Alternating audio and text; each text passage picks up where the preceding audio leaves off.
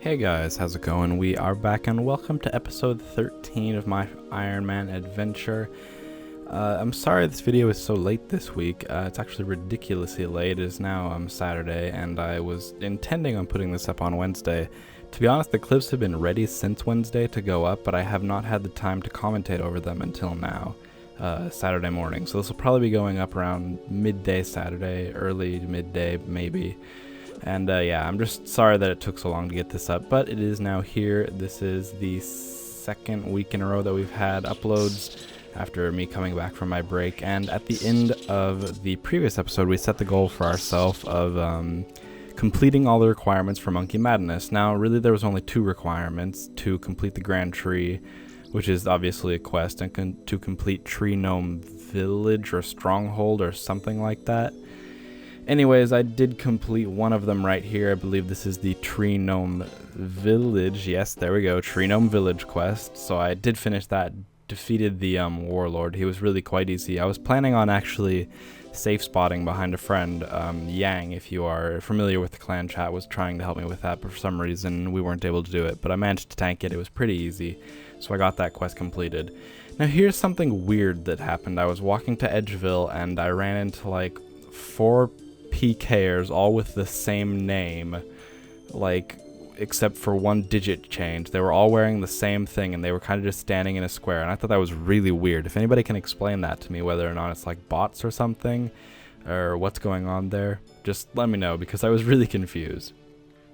And then I did go down to the Mage of Zamorak, who is in the very early portion of the wilderness. You can talk to him and he grants you access to the Abyss, which, if you don't know, the Abyss is a very helpful rune crafting asset. He grants you asset to it if you do a mini quest for him. It's really quite easy. You just have to teleport to the rune essence mines in Ardoyne, in Varrock, and in Lumbridge. So it takes about like 5 minutes. It's really easy. And as you can see here, I did teleport into the Abyss and I immediately got hit for like 25 damage or something, and I was freaking out. I was like, oh my god, I'm gonna die. But I managed to get here, and for some reason they all just stopped attacking me, and I was really grateful. I did manage to get through this hole eventually. I was just running this as kind of a test to see if it would be efficient to make chaos runes. Long story short, you're gonna see that's not efficient because I didn't realize that you couldn't like teleport out of the chaos rune altar, so you had to teleport back to Lumbridge. And if I was going to try to do it in a actually efficient fashion, I would have to teleport back to Varrock or use a Amulet of Glory, which I don't have any Dragonstone amulets or anything right now. Long story short, it would just be way inefficient trying to do this. But I did make one load of chaos runes, and I used those chaos runes in the Grand Tree quest to defeat the demon at the end. You're gonna see that in a minute. That was pretty interesting, me going up a level like 180 demon or whatever it is. That was quite the challenge for me, but you're gonna see how that went shortly. One thing that I also don't like about the Abyss is the fact that you get skulled as soon as you go into it, so I had a skull for the next however long, which was kind of annoying. Anyways, here, this is wrapping up the Grand Tree quest. This is the final boss, and it was pretty terrifying, this fight, actually, until I managed to find a safe spot. Bit of a spoiler there, I did manage to find a safe spot, and you can assume from that that I did manage to defeat the demon, but it wasn't pretty. He managed to smack me for a 16 right off the bat, as you're about to see, and I was kind of freaking out with that because I only have 51 HP. Now, while this fight is going on, I just kind of wanted to talk about why we are trying to do the requirements for Monkey Madness.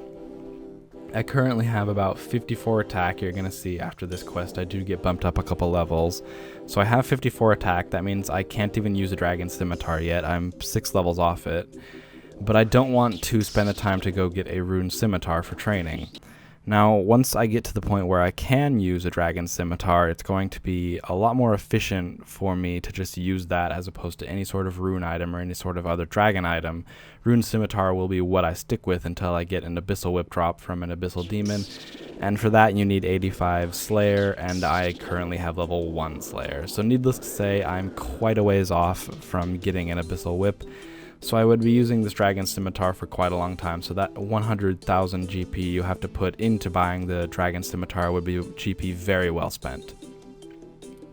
So So that's kind of why I want to do that. And in the next episode, you're going to hear me talk about it at the end, but I do want to try to complete Monkey Madness.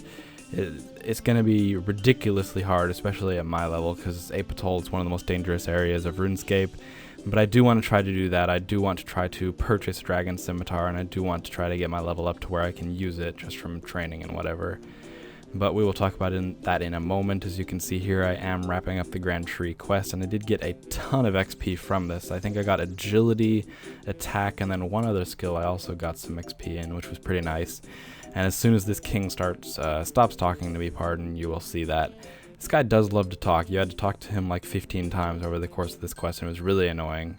Looks like I got some magic XP, so magic does remain my highest combat stat along with attack. I believe they're both level 54 or something like that. But yeah. And next up, I did take the advice of someone in the clan chat. I actually went out into wilderness and tried to pick up a bunch of steel plate legs. Now, steel plate legs sell for 400 and some odd GP each at the general store, so I figured this would be a good way to make a quick bit of money. But then I started getting like booted off worlds and stuff because I was world hopping too fast, and I don't know what that was about, so it kind of became really inefficient to do that. So long story short, in the end, I just came back to doing what I was doing as a free-to-play player, just fishing and selling lobsters. So yeah, we haven't really traveled that far from the free-to-play series. That's what I've been doing for the last couple days, trying to get 100k. At this point, I am very close now, I can tell you that, and so for the next episode, I want to set the goal of completing Monkey Madness, getting a Dragon Scimitar, and getting the attack level necessary to use that Dragon Scimitar. So next episode is going to be a big one. We're going to get Dragon Weaponry, hopefully, in the next episode. So if you are excited for that, make sure to hit the like button. We have probably only one episode for this week, considering all that stuff's going to take a long time for me to complete, but I hope you have enjoyed this episode for the week. We did get a lot done. And yeah, I hope you guys have enjoyed. I will see you later.